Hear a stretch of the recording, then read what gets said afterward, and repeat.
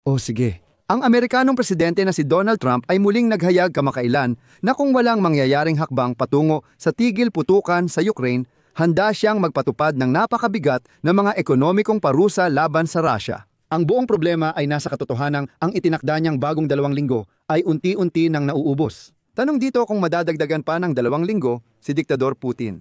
Dahil kasabay nito, inihayag ng espesyal na sugo ni Donald Trump na si Steve Witkoff sa parehong pagkakataon na makikipagkita siya ngayong linggo sa delegasyon ng Ukraine sa New York.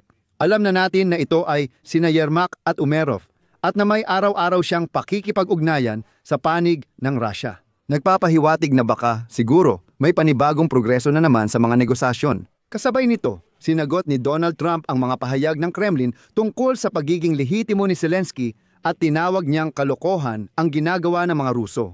Kung literal, sinabi niya, bullshit. Sabi niya, puro pagpapakitang tao lang ito at mapipilitan silang pumirma ng iba't ibang dokumento. Sa totoo, may 2 magkaparalel na linya. Sa ngayon, salita pa lang ang pressure mula kay Donaldo Trump na maaaring magdulot ng matinding ekonomikong parusa. Sa kabilang banda, may mga negosasyon. Ito na ang linya ni Steve Witkoff na nagsasabing araw-araw siyang nakikipag-usap sa mga Ruso. Ngayon, parehong bukas ang mga linyang ito. Kaya sa susunod sa episode na ito, ipapaliwanag ko ng maayos kung ano mismo ang sinabi ni Donald Trump at kung ano ang idinagdag ni Steve Witkoff. Paano ito konektado sa mga garantiya ng seguridad para sa Ukraine na binubuo sa Europa? At ano ang ibig sabihin nito para sa Ukraine? Anong mga posibleng konklusyon? Ako si Alexi Pechi. Ngayon ay Agosto 27. Susunod, pag-uusapan natin ang lahat ng ito ng sunod-sunod. Pero bago tayo magsimula, hinihiling ko sa inyo na mag-subscribe sa channel na ito, mag-like, mag-iwan ng kahit anong komento, at siguraduhing mag-subscribe din sa aking Telegram channel na Pechi News. Makikita ang link sa description ng video. Dito, alam nyo, hindi na ako magbibigay ng mahahabang sipi mula kina Trump o Witkoff. Tara, himayin natin kung ano ang nabanggit at paano ito tumutugma sa ilang insider info tungkol sa negosasyon ng Amerikano at Ruso. Uumpisahan ko pa rin sa eksaktong sinabi ni Trump.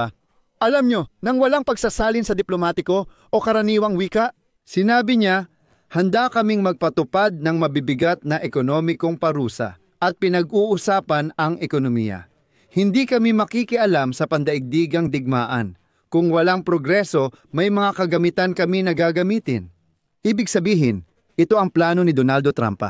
Sabi niya, hindi gagamitin ng mga Amerikano ang militar para pigilan ang digmaan at hindi rin papasok ang mga sundalong Amerikano sa Ukraina. Sabi pa niya, wala tayong layuning magsimula ng ikatlong digmaang pandaigdig.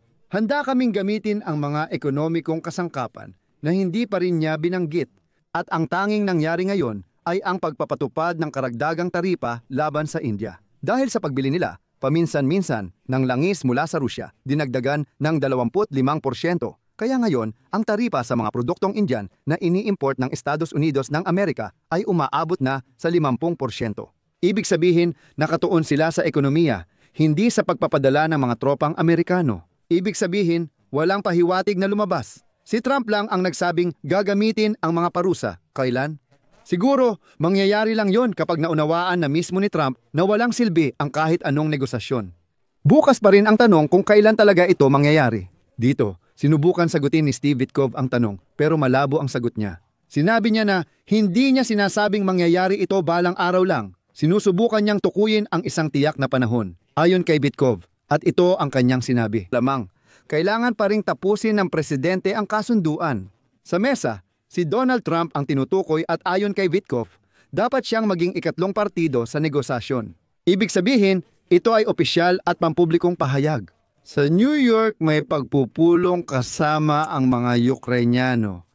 Ang proyekto ng Senate ay binibigyang diin ang malalaking pagbabago sa lungsod ng New York. Hindi nila alam kung sino ito at iba pa. Ibig sabihin, nagpapalipas lang sila ng oras. Kamakailan, tinanong pa si Trump tungkol dito ng direkta. Sabi niyo, maaaring magkasundo pagkatapos ng bilateral meeting ni Putin at Zelensky at posibleng kayo ang ikatlong panig. Pero ang Russia ay sinasabing hindi lehitimo si Zelensky, kaya ano ang silbi ng mga pag-uusap na ito? Sabi ni Trump, hindi mahalaga yan. Lahat sila nagpapakitang tao at puro pagpapanggap lang. Itigil natin ang pagpatay, hindi ang pagtatalo sa mga papel. Hindi na kailangan ng pagsasalin dito. Nagpahiwatig ang White House na hindi nila papayagang malihis ang usapan sa tigil putukan.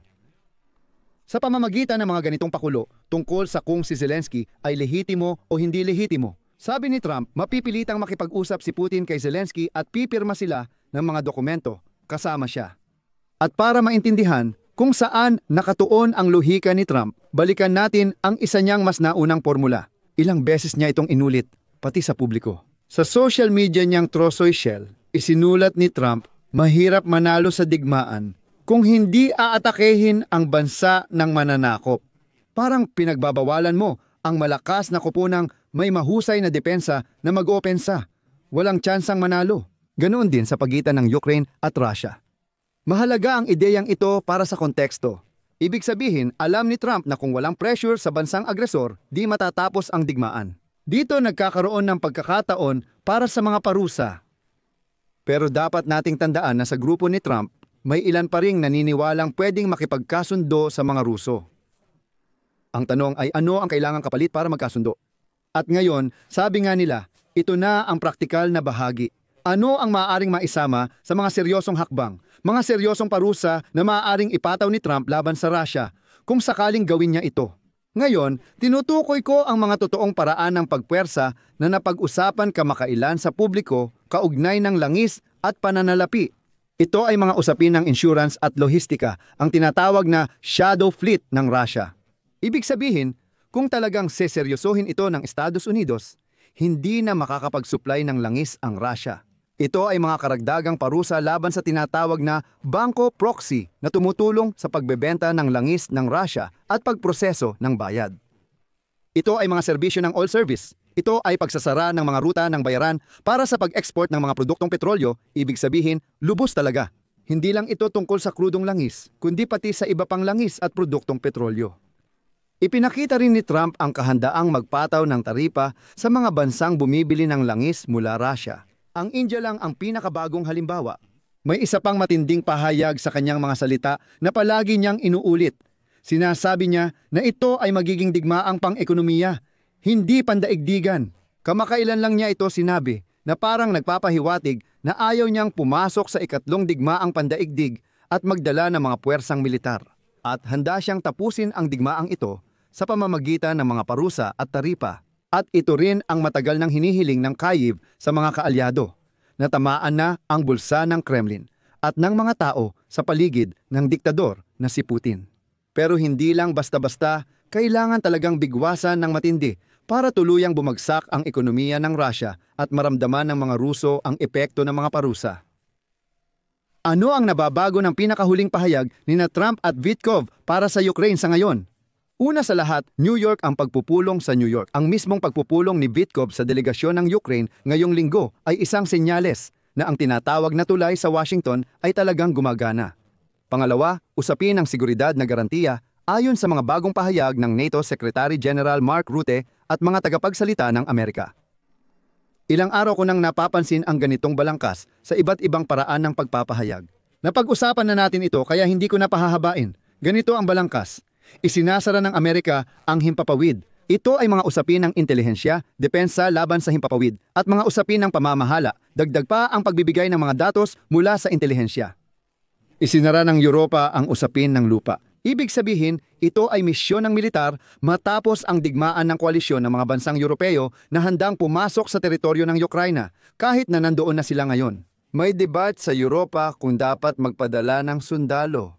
Katulad ito ng Artikulo 5 ng NATO Charter at konektado sa tindi ng kahandaang magpataw ng ekonomikanong presyur ng Estados Unidos kapag pumalya ang negosasyon.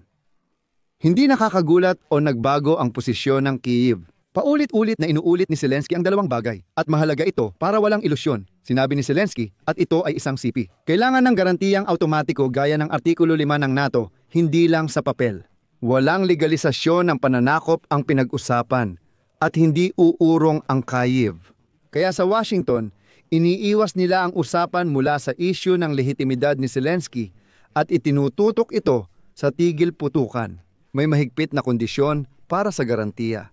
At syempre, ang huling detalye tungkol sa mga deadline ni Donald Trump. Kailangan din silang banggitin. Tulad ng alam ninyo, palagi itong nagbabago. Oo, gustong-gusto niya ang mga deadline na 2 linggo. At oo, minsan ay inuurong niya ang mga ito. Mahinahon kong sinasabi na minsan lang ito. Para sa amin, mas mahalaga ang gawa kaysa salita. Magkakaroon ba ng sekundaryang parusa sa langis, insurance at bangko? Lalo bang tataas ang presyon sa logistics? Magagawa ba talaga nila? Alam mo, nagawing imposible para sa Russia na ma-export ang sarili nitong langis at mga produktong petrolyo. Ginagawa ito ng sandatahang lakas at puwersa ng depensa ng Ukraine. Tinutarget nila ang mga oil refinery, ang logistics, pati na rin ang mismong pipeline na Druzhba. Kaya talagang pisikal nilang inaalis ang kakayahan ng mga Ruso na kumita ng pera mula sa langis. Ang Ukraine ay talagang mahigpit na nagpapatupad ng mga sanksyon na iyon na puro salita lang ni Trump. Kapag nagpatupad na rin ng sanksyon ang Estados Unidos, ibig sabihin mula salita ay may resulta na tayo. Kung hindi, mauulit lang ang negosasyon at walang saysay ang pag-uusap. Sa huling mga araw, may 3 tayong malinaw na palatandaan sa ating mga kamay. Una, ang direktang banta ng mabibigat na ekonomikong parusa laban sa Rusya. Pangalawa, ang inanunsyong pagpupulong ni Steve Witkoff kasama ang delegasyon ng Ukraine sa New York at ang araw-araw niyang pakikipag-ugnayan sa Moscow. Pangatlo, pampubliko. Walang halaga iyon. Sa pagtatangkang ng Kremlin na pagtalunan ang lehitimasyon ni Zelensky, sinabi ni Trump na hindi na pinag-uusapan ang isyong iyon. Lahat ng iba pa, lahat ng naririnig ninyo, ay bunga lang ng 3 palatandaang ito. Kaya abangan natin sa mga susunod na araw kung may mga totoong hakbang ng parusa at kung lilitaw na ba ang balangkas para sa petsa ng pagpupulong ni Putin at Zelensky. O hindi lilitaw kung hindi lilitaw. Makikita natin ulit ang pahayag na malapit na at tatamaan na natin ng mga parusa. Pero sa kasamaang palad, ang pagkakataon para sa negosasyon ay napupuno lang ng mga walang saysay na usapan na wala namang patutunguhan. Dito muna ako magtutuldok-tuldok. Isulat ninyo ang inyong opinyon at mga konklusyon sa mga komento sa ilalim ng episode na ito. Mag-subscribe kayo sa channel, pindutin ang kampanilya at huwag kalimutang mag-like. Hanggang dito muna. Ingat kayo, paalam. Itutuloy.